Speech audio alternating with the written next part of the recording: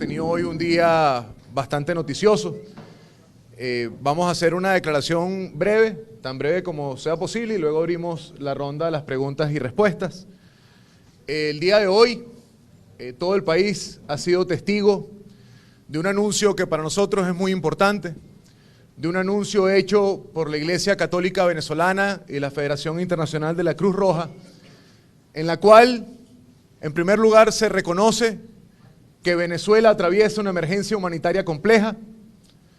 Se hace el llamado, se hace la afirmación de que a partir de ese anuncio, la Federación Internacional de la Cruz Roja, en conjunto con la Iglesia venezolana, activará un mecanismo de entrada permanente de la ayuda humanitaria a nuestro país. Y este anuncio, queremos que quede absolutamente claro para todos los que nos escuchan y nos ven, este anuncio es un triunfo del pueblo venezolano.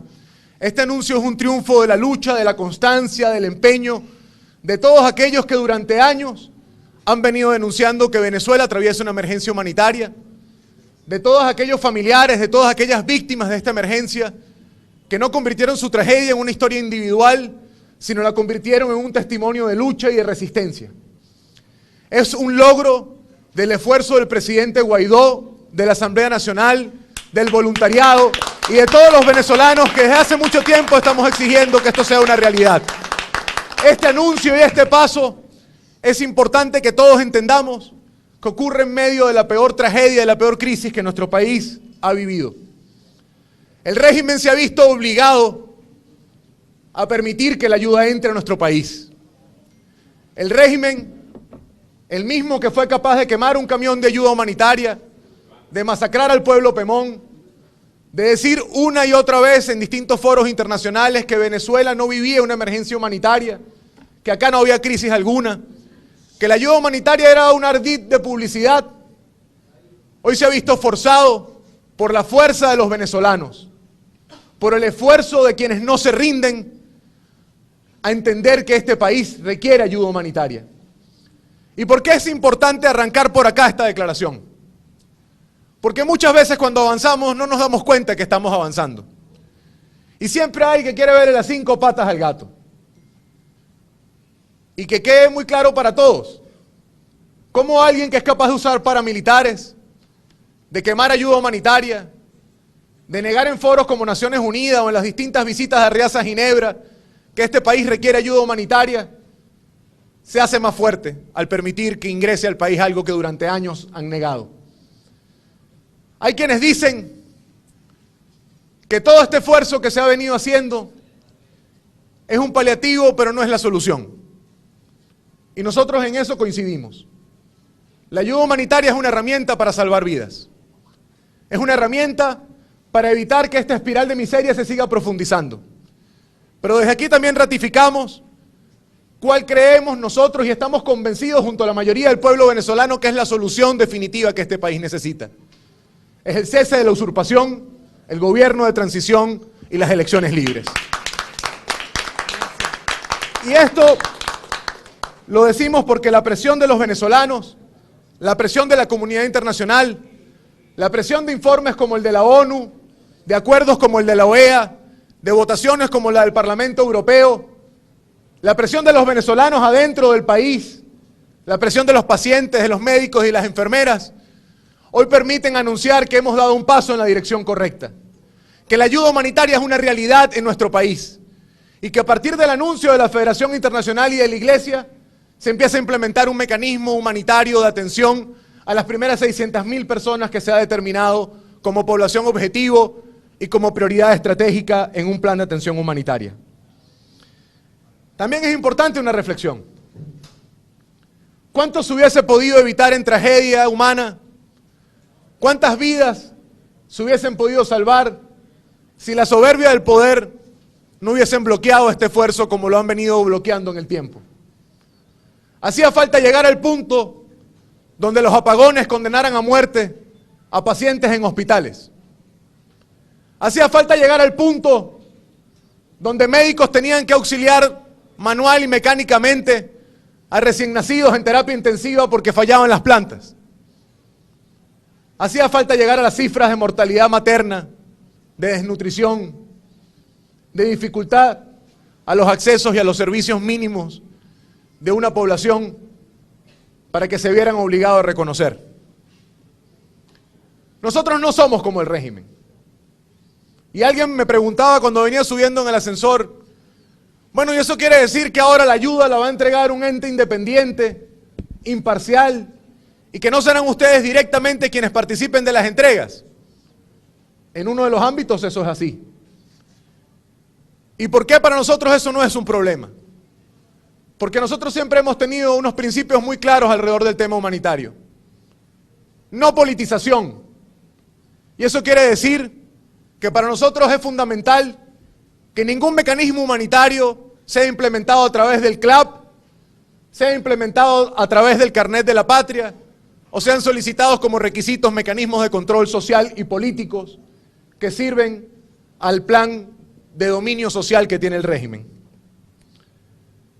Eso quiere decir que a partir de este momento organismos multilaterales van a entrar a actuar en Venezuela y que de nuestra parte tienen el reconocimiento a este esfuerzo.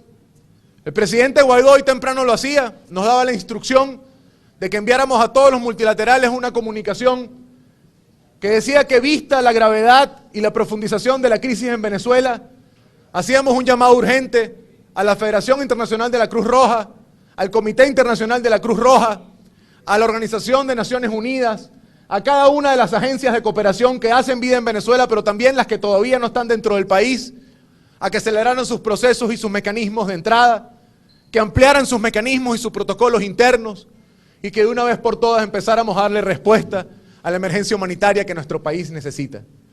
Para nosotros nunca es una opción la parálisis por cálculo político.